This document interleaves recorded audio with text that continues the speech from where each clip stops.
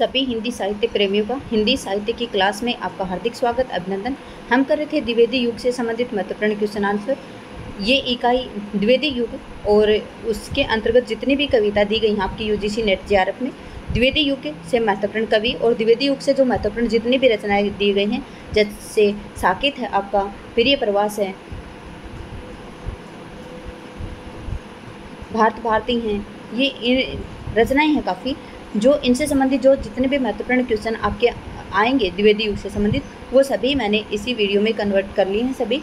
और पहले 40 क्वेश्चन मैं इसके करवा चुकी हूँ। ये भारतेंदु युग और जो आपका इकाई 5 है उसके जो अंतर्गत जो भारतेंदु युग से जितनी भी कविता दी गई हैं उनसे संबंधित ये वीडियो नंबर 2 है। ठीक है।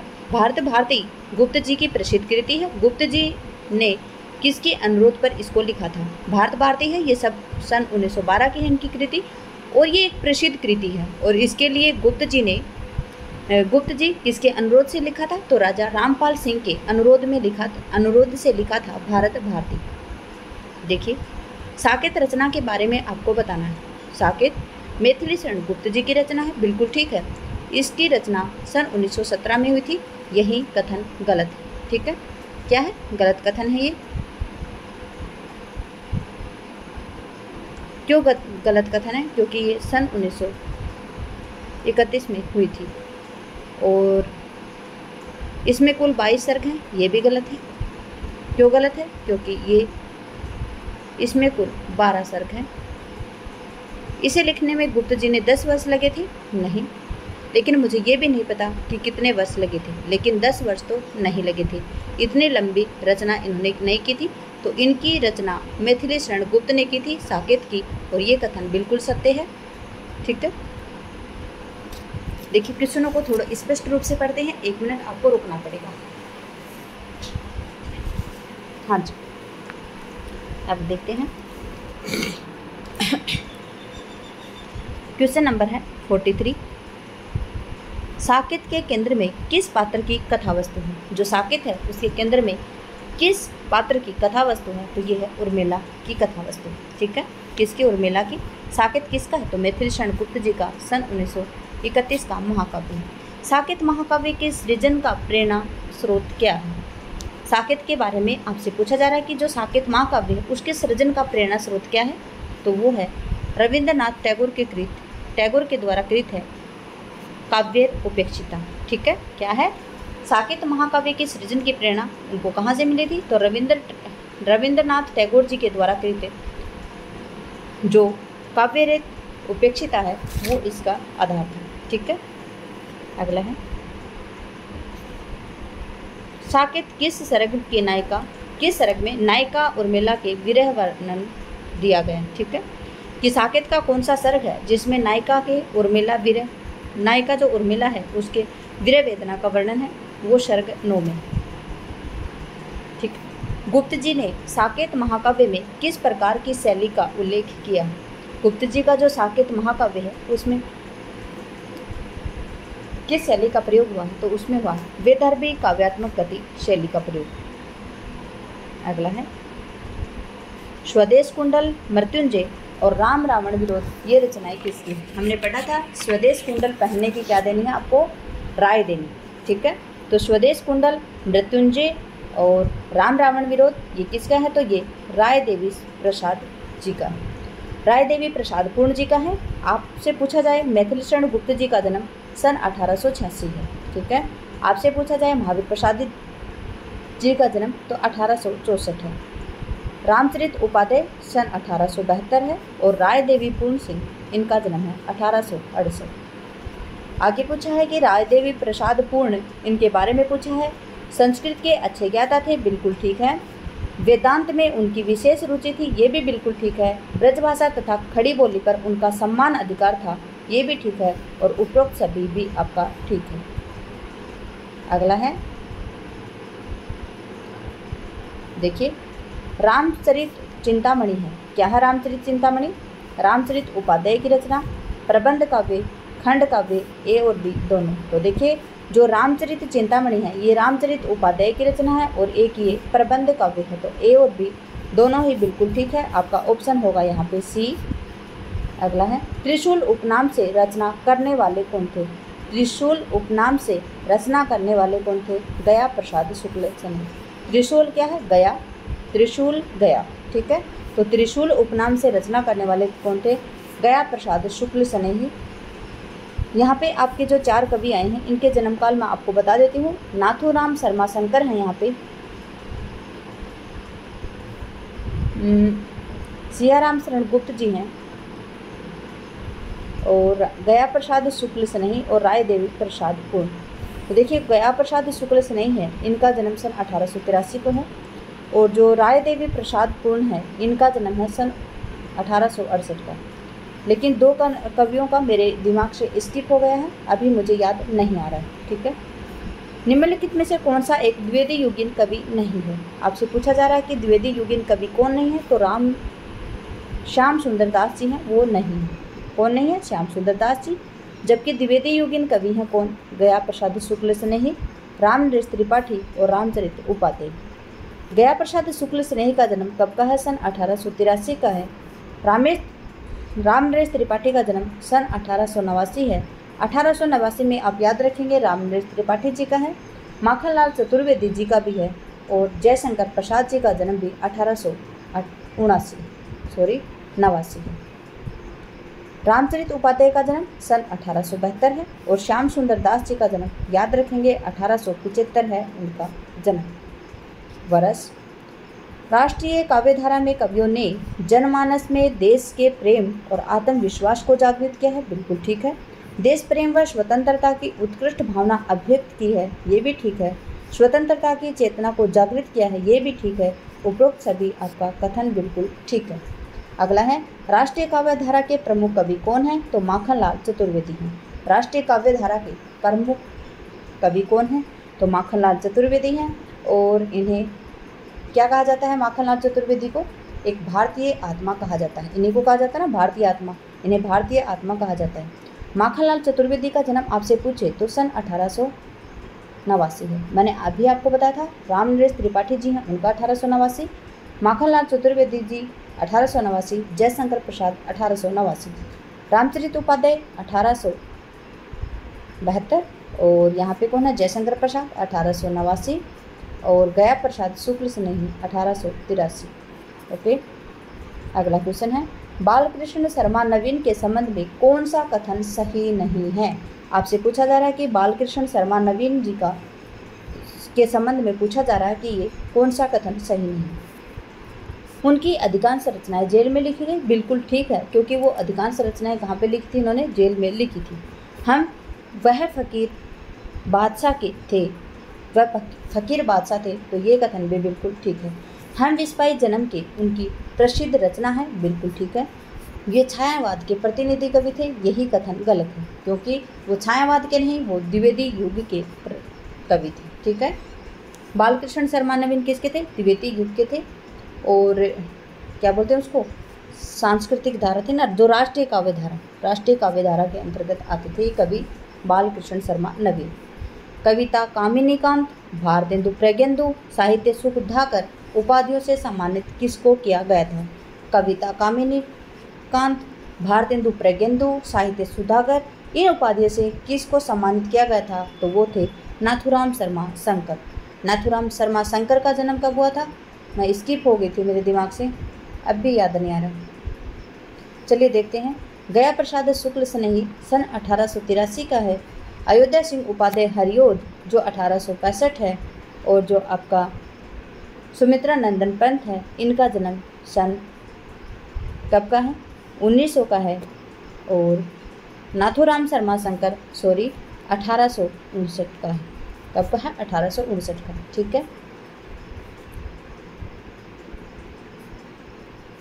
अगला देखिए, निम्नलिखित में से किसका कथन है? भारत भारती की लोकप्रियता खड़ी बोली की विजय पताका सिद्ध हुई। क्या है? निम्नलिखित में से किसका कथन है कि भारत भारती की जो लोकप्रियता है वो खड़ी बोली की विजय पताका पर सिद्ध हुई है? तो ये डॉक्टर नागेंद्र जी का कथन है, ठीक है। यहाँ पे भी आपके 4 कवि आए हैं। राम कुमार वर्मा जी का जन्म है सन 1905, नागेंद्र जी का है सन 1915, महावीर प्रसाद द्विवेदी जी का है सन 1864, आचार्य रामचंद्र शुक्ल जी का है सन 1884। ठीक है। अगला क्वेश्चन है, राष्ट्रीयता गुप्त जी का उद्देश्य है पर संस्कृति शून्य राष्ट्रीयता उन्हें ग्राह्य नहीं है। यह कथन किसका है? क्या है जो राष्ट्रीयता है गुप्त जी का उद्देश्य है पर संस्कृति शून्य राष्ट्रीयता उन्हें ग्राह्य नहीं है। यह कथन किसका है? तो डॉक्टर सत्येंद्र जी का है यह कथन। ठीक है।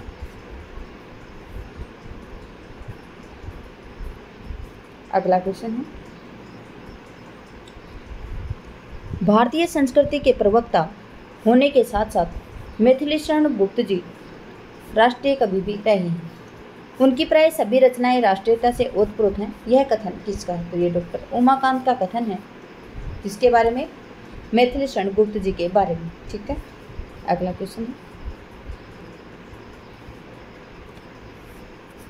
गुप्त जी की कविता में राष्ट्रीयता और गांधीवाद की प्रधानता है। क्या है जो गुप्त जी की कविता है उसमें किसका राष्ट्रीयता और जो गांधीवाद है उसकी प्रधानता है। और ये कथन किसका है? तो बाबू गुलाब राय का कथन है।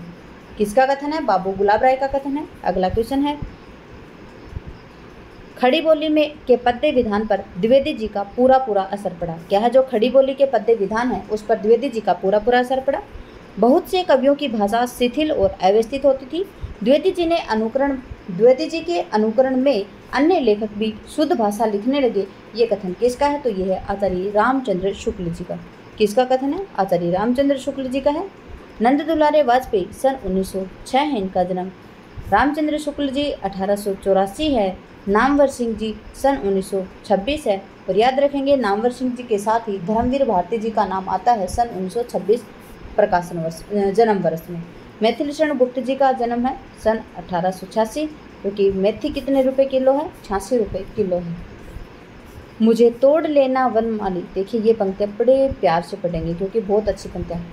मुझे तोड़ लेना वनमाली उस पथ पर देना तुम फेंक, मातृभूमि पर शीश चढ़ाने जित पर जाएं वीर अनेक। क्या है? मुझे तोड़ लेना वनमाली उस पथ पर देना तुम फेंक, मातृभूमि पर शीश चढ़ाने जिस पथ जाएं वीर अनेक।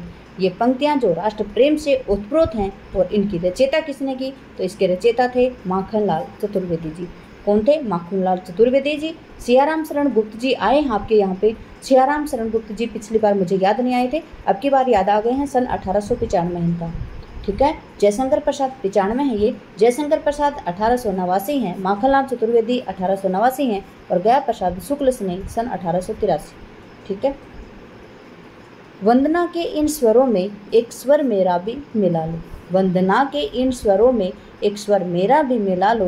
प्रस्तुत काव्य पंक्ति किस कवि की रही है? तो किस कवि की है ये? सोहनलाल द्विवेदी जी की। किसकी है? सोहनलाल द्विवेदी जी की। उसके बाद में है, स्वर्ग की तुलना उचित ही है क्या? स्वर्ग की तुलना उचित ही है क्या? किंतु सुसरिता कहाँ सरयू यहाँ, वह मरो को मात्र पार उतारती, यहाँ से जीवितों को उतारती।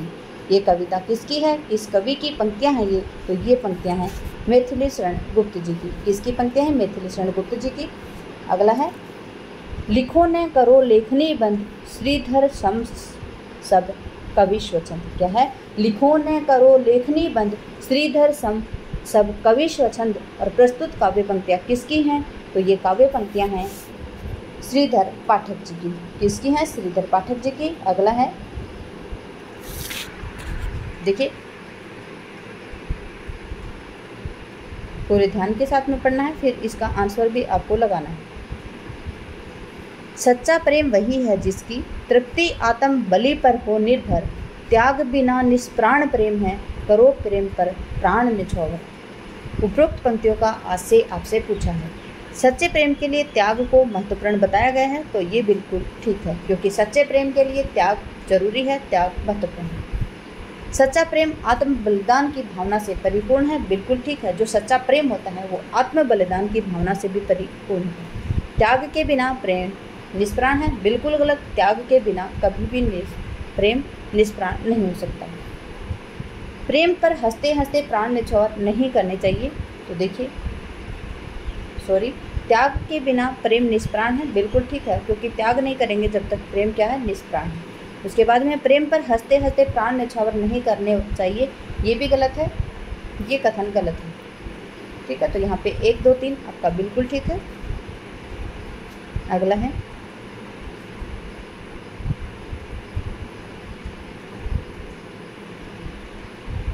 देखिए, तू है गगन विस्तीर्ण तो मैं एक तारा क्षुद्र हूँ, तू है महासागर आगम मैं, तू है महासागर अगम मैं एक धारा क्षुद्र हूँ, तू है महानद तुल्य तो मैं एक बूंद समान हूँ, तू है मनोहर गीत तो मैं एक उसकी तान हूँ। इसमें क्या है, इसमें वाक वैदग्ध्य भी है, इसमें शब्द चमत्कार भी है और इसमें उक्ति वैचित्र्यता भी है, लेकिन जो उक्ति सादृश्यता है वो इसमें नहीं है।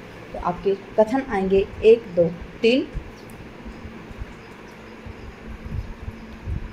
अगला है,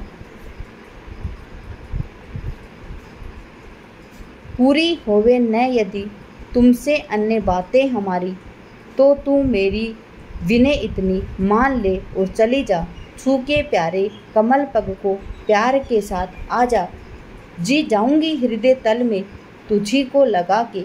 तीसरी पंक्ति में कवि क्या कहना चाहता है? तीसरी पंक्ति कौन सी है कि छू के प्यारे कमल पग को प्यार के साथ आ जा।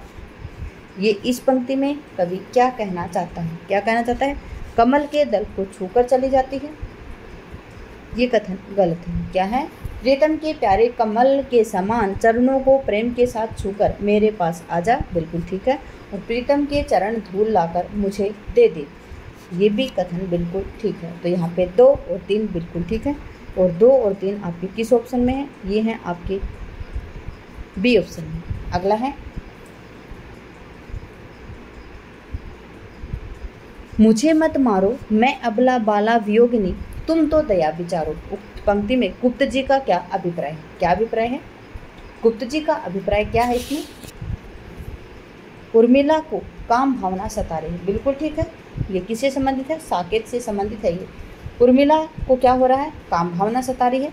वह कामदेव से कहती है कि मैं तो अबला हूँ तथा वियोग से पीड़िता हूँ, तुम्हें यह शोभा नहीं देता कि तुम एक काम रूपी मेरे ऊपर बाण चलाओ, तुम्हें मुझ पर दया करनी चाहिए। तो ये किसका कथन है? सॉरी, ये किसकी पंक्तियां हैं? तो ये हैं मैथिली शरण गुप्त जी की, ठीक है। यहाँ पे आंसर आएगा आपका 1 2 3 4। आगे देखिए, दिए गए हैं जो रचनाएं, उनका रचना काल आपसे पूछा है। तो यशोधरा सन 1932 है, भारत भारती सन 1912, द्वापर 1936 और जय भारत 1952। तो यहाँ पे आंसर आएगा सबसे पहले भारत भारती। भारत भारती 12, यशोधरा 32, द्वापर 36, जय भारत 52। तो आपका बी ऑप्शन बिल्कुल ठीक है और बी ऑप्शन ही आपका आंसर आने वाला, ठीक है। उसके बाद में है द्वितीयुगीन रचनाओं का अगला क्वेश्चन है। द्वितीयुगीन जो रचनाएं हैं उनका प्रकाशन वर्ष आपको बताना है, ठीक है। यशोधरा 32, जय भारत 52, विष्णुप्रिया 57, पंचवटी 25। सबसे पहले क्या आएगा? पंचवटी, फिर यशोधरा 32, जय भारत 52 और विष्णुप्रिया 57। तो यहाँ पे आंसर आएगा आपका बी। अगला क्वेश्चन है, द्वितीयुगीन रचनाओं का आपको प्रकाशन बताना है। साकेत सन 1931 का है, यशोधरा सन 1932 है, जय भारत 1952 और द्वापर है सन 1936, ठीक है। द्वापर कब का? सब सन 1936। तो यहाँ पे आंसर क्या आएगा? सबसे पहले आएगा आपका साकेत, साकेत यहाँ पे, फिर द्वापर, बिल्कुल ठीक है, गलत है। साकेत आएगा, फिर यशोधरा, फिर द्वापर और जय भारत। आपका सी ऑप्शन बिल्कुल ठीक है।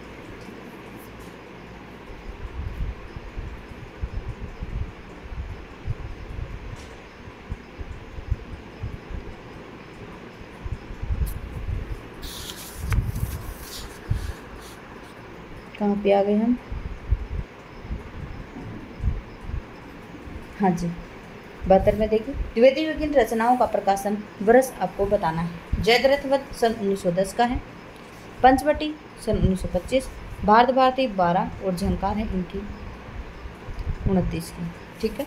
तो देखिए, सबसे पहले क्या आएगा? जयद्रथ वध आएगा, फिर भारत भारती, फिर पंचवटी, फिर झंकार। देख लेते हैं कहाँ पे है जयद्रथ वध। जयद्रथ वध यहीं पे है आपके डी ऑप्शन में। फिर है भारत भारती, फिर पंचवटी और झंकार।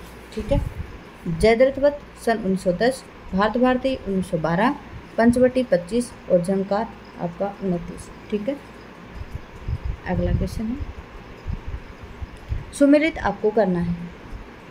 जयद्रथवत सन 1910, भारत भारती 1912, झंकार 1929 और साकिब 1931।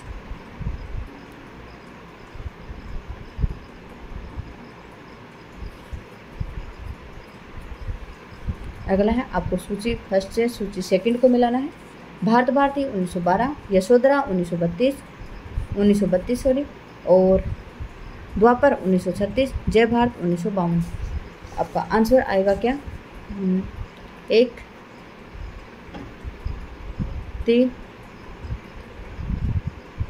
2 और 4। ठीक है,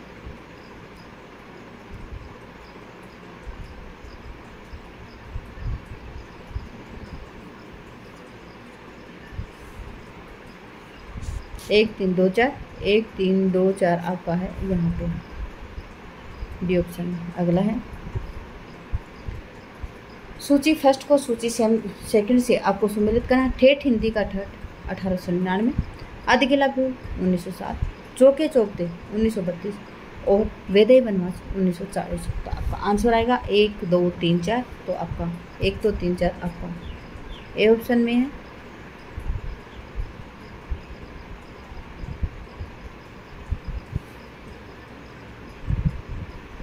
अगला है, यहाँ पे हमने कर लिया। अगला है, सुमेलित आपको करना है। रंग में भंग कब का है? तो रंग में भंग है सन 1909 का। उसके बाद में भारत भारती सन 1912। शकुंतला ये कब का है? तो शकुंतला सन 1923 का। उसके बाद में है आपका अनग जो सन 1925 का है। ठीक है,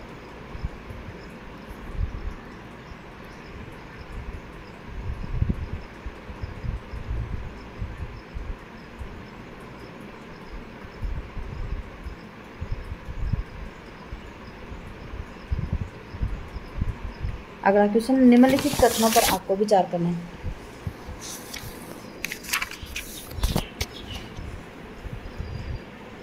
देखिए, 1900 से लेकर 1920 ईस्वी तक काल हिंदी आचार्य महावीर प्रसाद द्विवेदी की कृति है उससे प्रभावित है। बिल्कुल ठीक है, सरस्वती पत्रिका से प्रभावित है। 1 मिनट,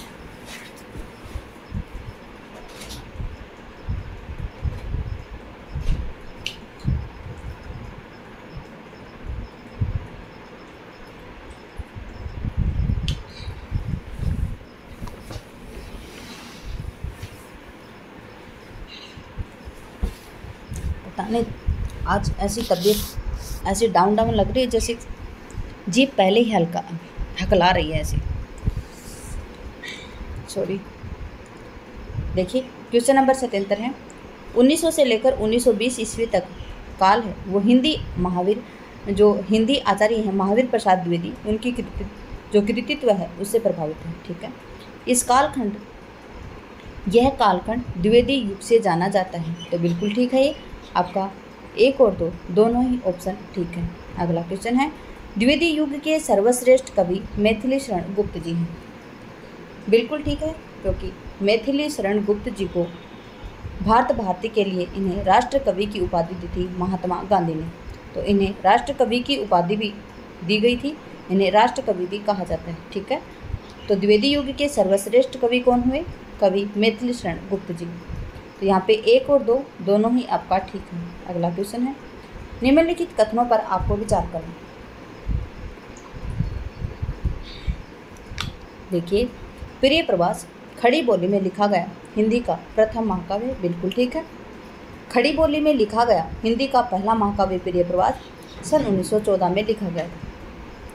इसके रचनाकार अयोध्या सिंह उपाध्याय हरिओद हैं। तो ये कथन भी आपका बिल्कुल ठीक है, क्योंकि इसके रचनाकार अयोध्या सिंह उपाध्याय हरिओद जी हैं। तो आपका सी ऑप्शन यहाँ पे बिल्कुल ठीक होगा। अगला क्वेश्चन है, निम्नलिखित रचनाओं पर आपको विचार करना है। पंचवटी, विष्णुप्रिया, यशोधरा, अर्धनारीश्वर, इनमें से मैथिली शरण गुप्त जी की रचनाएं कौन सी हैं? तो देखिए, जो पंचवटी है ये 1925 की है, इन्हीं की है, किसकी? मैथिली शरण गुप्त की। विष्णुप्रिया सन 1957 किसका है? मैथिली शरण गुप्त जी का। और यशोधरा सन 1932 ये किसका है? ये भी मैथिली शरण गुप्त जी का। जबकि अर्धनारीश्वर इनका नहीं है, क्योंकि अर्धनारीश्वर नाम से रचना है उपन्यास, और उपन्यास है विष्णु प्रभाकर जी का। ठीक है, किसका है? विष्णु प्रभाकर जी का। तो आपका आंसर आएगा 1, 2, 3। याद रखेंगे अर्धनारीश्वर के लिए इन्हें 1933 में साहित्य अकादमी पुरस्कार, सॉरी गलत है ये, ठीक है, ये कथन नहीं है। अगला है, मैं घमंडों में भरा ऐठा हुआ एक दिन जब था मुंडेर पर खड़ा, आ अचानक दूर से उड़ता हुआ एक दिन का आँख में मेरे पड़ा। उपरोक्त पंक्तियाँ किस कवि की हैं? तो वो हैं अयोध्या सिंह उपाध्याय हरिऔध जी की। किसकी हैं? अयोध्या सिंह उपाध्याय हरिऔध जी की। अगला है, मेरे चपल यौवन बाल अंचल अचल अंचल में पड़ा जो मचल कर मत शाल। ये किसका कथन है? ये किसकी पंक्तियाँ हैं? तो ये उपरोक्त काव्य पंक्तियाँ कहाँ से ली गई? तो ये साकेत से ली गई। ठीक है, कहाँ से? साकेत से। त्रिधारा है किसका? तो ये सुभद्रा कुमारी चौहान जी का है, सुभद्रा कुमारी चौहान। उसके बाद में है आपका माता, माता सन 1951 की। किसकी है? माखन लाल चतुर्वेदी की। उसके बाद में यशोधरा जो सन 1932 में, इसमें महात्मा बुद्ध के गृह त्याग का वर्णन है।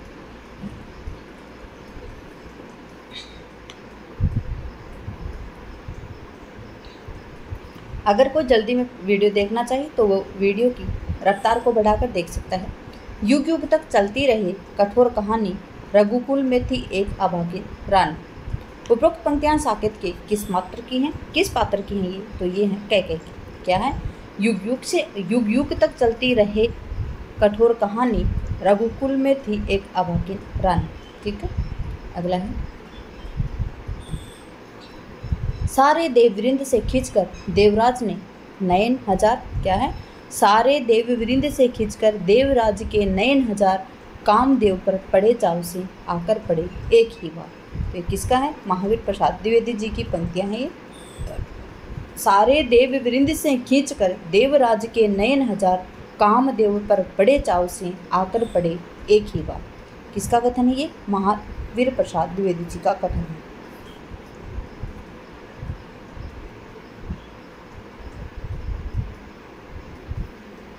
अगला क्वेश्चन है, देखिए, युग युग तक चलती रहे कठोर कहानी, रघुकुल में थी एक अभागिन प्राणी, निज जन्म जन्म में सुने जीव यह मेरा, धिक्कार उसे था महास्वार्थ ने घेरा।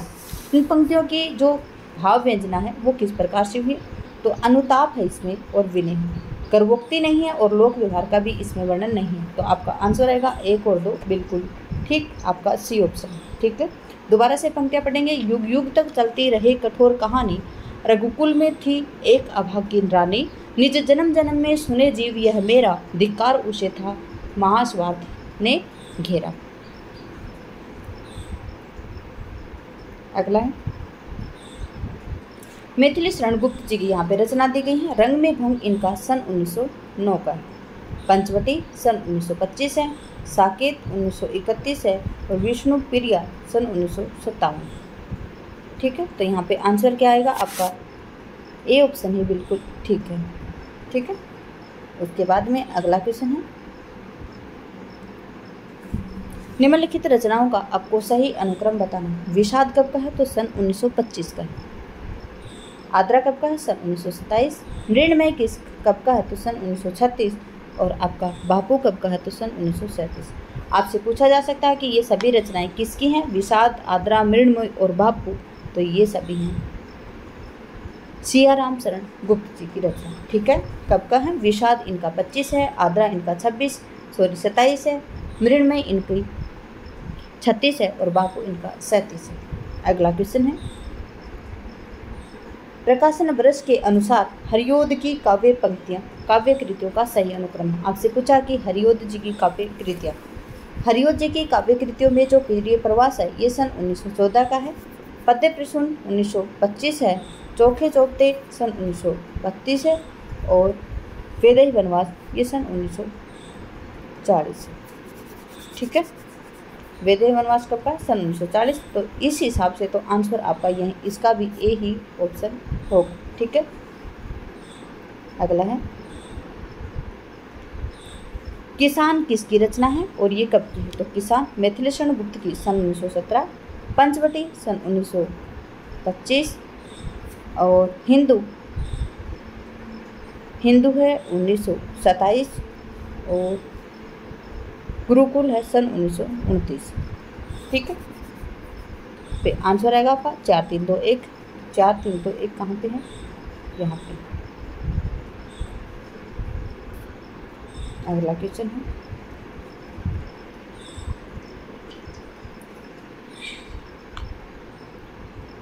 गंगा अवतरण किसकी रचना है? तो यह है जगन्नाथ दास रत्नाकर जी की। उसके बाद में है युग चरण। युग चरण किसकी रचना है? तो युग चरण है माखनलाल चतुर्वेदी की। पाथे किसकी रचना है? तो यह है सियाराम शरण गुप्त जी की। और उर्वशी बालकृष्ण शर्मा नवीन की। ठीक है, किसकी है? बालकृष्ण शर्मा नवीन की। देखिए यहाँ पे आंसर आपका 4 3 2 और 5। 4 3 2 और 5 कहाँ पे है? ये देखिए 4 3 2 और 5 आपके बी ऑप्शन। ठीक है,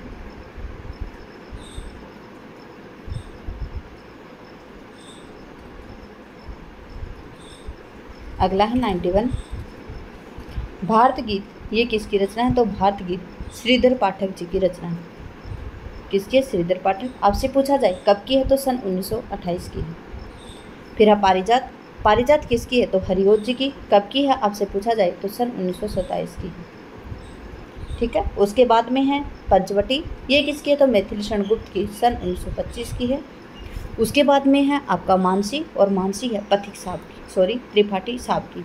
किसकी है? रामनरेश त्रिपाठी साहब की। कब की है? तो सन 1929 की। कब की? सन 1929 की। चलें आगे।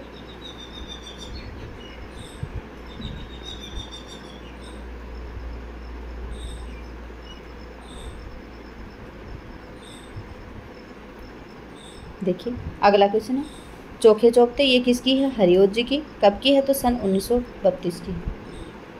उसके बाद में देवदूत ये किसकी है? तो पूर्ण सिंह जी की है। समर्पण, समर्पण किसकी है? तो समर्पण है माखनलाल चतुर्वेदी की। और उसके बाद में मानसी, तो मानसी किसकी है? रामनरेश त्रिपाठी की सन 1929 की। ठीक है, अगला क्वेश्चन है मिथिलेश गुप्त को राष्ट्र कवि कहते हैं। बिल्कुल ठीक है। साकेत की रचना इन्होंने की थी। तो ये भी बिल्कुल ठीक है। हजारी प्रसाद द्विवेदी इनके प्रेरक गुरु थे। बिल्कुल ठीक है। कामायनी इनकी प्रसिद्ध रचना है। बिल्कुल गलत, क्योंकि कामायनी इनकी नहीं है। कामायनी जयशंकर प्रसाद जी की रचना है। ठीक है, याद रखेंगे कामायनी किसकी रचना? जयशंकर प्रसाद सन 1935 की रचना। साकेत सन 1931 में इन्होंने रचा था। किसने? मिथिलेश गुप्त जी ने। तो यहाँ पे आपका आंसर आएगा कि आपसे असत्य कथन पूछा तो केवल 4 आएगा। अगला निम्नलिखित कथनों पर आपको विचार करना है। प्रिय प्रवास का कथानक श्री कृष्ण के मथुरा गमन के वृतांत पर आधारित है। तो ये बिल्कुल कथन आपका ठीक है। इसमें कुल 17 सर्ग हैं। प्रिय प्रवास में कुल 17 सर्ग हैं। श्री कृष्ण में इसमें भगवान माना, बिल्कुल गलत। इसमें लोकहित कारक लोक रंजक कवि माना है। ठीक है, उसके बाद में है इसकी रचना हरिओत जी ने की थी। बिल्कुल ठीक है। साकेत की रचना प्रिय प्रवास की रचना किसने की थी? हरिओत जी ने की थी। ठीक है, तो यहाँ पे आंसर आएगा आपका कौन सा पूछा आपसे कि इनमें से विचार करना है और इनमें से कौन से सही हैं प्रिय प्रवास के बारे में। तो 1 2 और 3 आपके बिल्कुल ठीक, 1 2 और 4 कौन है? 1 2 4, लेकिन 3 यहाँ पे गलत है। तो 1 2 4 आपके सी ऑप्शन में है। अगला है निम्नलिखित कथनों पर आपको विचार करना है। इसमें कुल कितने सर्ग हैं? 12। देखते हैं किसमें? साकेत में। तो बिल्कुल ठीक है, साकेत में 12 सर्ग हैं। प्रिय प्रवास में 17 सर्ग। ठीक है, यह नायिका प्रधान महाकाव्य है। ठीक है, फिर है यह मिथिलेश गुप्त जी ने लिखा है। ठीक है, और इसके केंद्र में राम। तो क्या पूछा आपसे कि ये कौन सा कथन यहाँ पे गलत है। तो इसके केंद्र में कौन है, राम, तो ये गलत है क्योंकि इसके केंद्र में है उर्मिला। तो यहाँ पे 1, 2, 3 आपका ठीक है आंसर।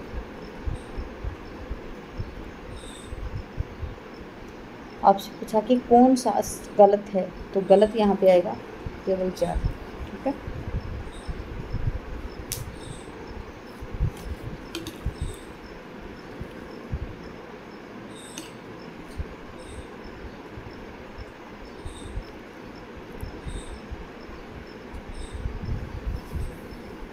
अगला क्वेश्चन है, देखिए 96। यहाँ पे देखिए, हम कौन थे, क्या हो गए, क्या होंगे अभी, आओ विचारे आज मिलकर ये समस्याएं सभी। और ये किसका है, तो ये है मैथिली शरण गुप्त जी का। किसका है, मैथिली शरण गुप्त जी का। यहाँ पे आए आपके रामधारी सिंह दिनकर, इनका जन्म सन 1908 को है। माखनलाल चतुर्वेदी, इनका जन्म है सन 1889। और श्याम नारायण पांडे, इनका जन्म है सन 1907। और मैथिली शरण गुप्त 1886। ठीक है, अगला क्वेश्चन है, मानस भवन में आर्यजन जिनकी उतारे आरती, भगवान भारतवर्ष में गुजे हमारी भारती। और ये किससे संबंधित है, ये भारत भारती से संबंधित है। साकेत 1931 है, जय भारत 1952 है, भारत भारती 1912। इसके लिए महात्मा गांधी जी ने इन्हें राष्ट्र कवि की उपाधि दी थी। और गुरुकुल है इनका सन 1929। आंसर आएगा आपका भारत भारती। अगला है, सरको नरक ठिकाना नहीं, उपरोक्त पंक्ति के रचनाकार कौन है। तो इस पंक्ति के रचनाकार हैं महावीर प्रसाद द्विवेदी जी। कौन है, महावीर प्रसाद द्विवेदी जी। महावीर प्रसाद द्विवेदी जी का जन्म सन 1964 को हुआ था। भारतेंदु हरिश्चंद्र जी का जन्म सन 1850 और प्रताप नारायण मिश्र जी का जन्म सन 1856। उसके बाद में है नाथूराम शर्मा शंकर। तो नाथूराम शर्मा शंकर हैं सन 1859। ठीक है, उसके बाद में है, कभी कुछ ऐसी तान सुनाओ जिससे उथल पुथल मच जाए। ये पूरी पंक्ति किस प्रकार से है, हम आपको बता देते हैं। कभी कुछ ऐसी तान सुनाओ जिससे उथल पुथल मच जाए, एक हिलोर इधर से आए, एक हिलोर उधर से आए। ठीक है, तो ये किसका कथन है, ये है बालकृष्ण शर्मा नवीन जी का कथन है। किसका है, बालकृष्ण शर्मा नवीन जी का कथन। देखिए अगला क्वेश्चन है, दिवस का अवसान समीप था, गगन था कुछ लोहित हो चला। उपरोक्त पंक्तियां किस ग्रंथ की हैं, तो ये हैं प्रिय प्रवास की। किसकी हैं, प्रिय प्रवास। प्रिय प्रवास इनका सन 1914 का है। रसकलश 1888 का है। और वेदय वनवास सन 1940 का है। और पद्य प्रसून सन 1925 का है। अगला क्वेश्चन है, अधिकार खोकर बैठना यहाँ महादुष्कर्म है। क्या है, अधिकार खोकर बैठना यहाँ महादुष्कर्म है। ये किसका कथन है, तो मैथिली शरण गुप्त जी का। मैथिली शरण गुप्त जी का जन्म सन 1886 को हुआ था। और जयशंकर प्रसाद का जन्म सन 1889 को हुआ था। श्याम नारायण पांडे जी का जन्म सन 1907 को हुआ था। और उसके बाद में रामधारी सिंह दिनकर सन 1908 को हुआ था। ठीक है, अगला क्वेश्चन है, जन्म काल के अनुसार निम्नलिखित कवियों का आपको सही अनुक्रम बताना है। दिनकर जी का जन्म, देखिए मैंने आपको बताया था काफ़ी बार, दिनकर जी का जन्म सन 1908। मैथिली शरण गुप्त जी का जन्म 1886। और रामनरेश त्रिपाठी जी का जन्म है सन 1889। बताया था मैंने आपको, रामनरेश त्रिपाठी, माखनलाल चतुर्वेदी और जयशंकर प्रसाद 1889। सियाराम शरण गुप्त 1895। तो देखिए यहाँ पे आंसर आएगा, सबसे पहले आएंगे आपके मैथिली शरण गुप्त जो 1886 के। उसके बाद में तो मैथिली शरण गुप्त जी आपके यहाँ पे आ रहे हैं। कब, मैथिली शरण गुप्त, रामनरेश त्रिपाठी, दिनकर और सियाराम शरण गुप्त। इसमें गलत बताया है। वैसे तो मैथिली शरण गुप्त ठीक है, रामनरेश त्रिपाठी तो पहले सियाराम शरण गुप्त आता, बाद में दिनकर आता। ठीक है, इसी प्रकार से आंसर होगा। यहाँ पे क्वेश्चन अगर गलत हो भी जाता है तो पेपर में हमारा गलत नहीं होता है, उसके लिए हमें बोनस दिए जाते हैं या फिर अन्य कुछ प्रक्रिया की जाती है, लेकिन हमारे गलत नहीं हो सकते। जन्म काल के अनुसार निम्नलिखित कवियों का आपको सही अनुक्रम लगाना है। कौन कौन से हैं, यहाँ पे भी आपके दिए गए हैं बालकृष्ण शर्मा नवीन जो सन 1897 के हैं। फिर उसके बाद में सुभद्रा कुमारी चौहान, ये कब के हैं? सन 1904 के हैं। फिर उसके बाद में है आपके माखनलाल चतुर्वेदी, सन 1889। तो सबसे पहले कौन आएंगे? आपके यहाँ पे आएंगे माखनलाल चतुर्वेदी। कौन आएंगे? माखनलाल चतुर्वेदी 1889। सुभद्रा कुमारी चौहान 1904। और जो कौन है आपके बालकृष्ण शर्मा नवीन, ये हैं 1857। तो सबसे पहले आएंगे 1885 वाले, 1889 वाले माखनलाल चतुर्वेदी। तो यहाँ पे आंसर आएगा आपका माखनलाल चतुर्वेदी, बालकृष्ण शर्मा नवीन और सुभद्रा कुमारी चौहान, डी ऑप्शन। अगला क्वेश्चन है, जन्म काल के अनुसार निम्नलिखित कवियों का आपको सही अनुक्रम बताना है। कौन सा? अयोध्या सिंह उपाध्याय हरिओद, सन 1865 का है। जिसके बाद में है राय देवी प्रसाद पूर्ण, सन 1868 है। और इसके बाद में है रामचरित उपाध्याय, सन 1872 है। ठीक है, किसका है? ऑप्शन ए बिल्कुल ठीक है। यहाँ पे अयोध्या सिंह उपाध्याय हरिओद, राय देवी प्रसाद और रामचरित उपाध्याय। ठीक है, आंसर आएगा आपका ए।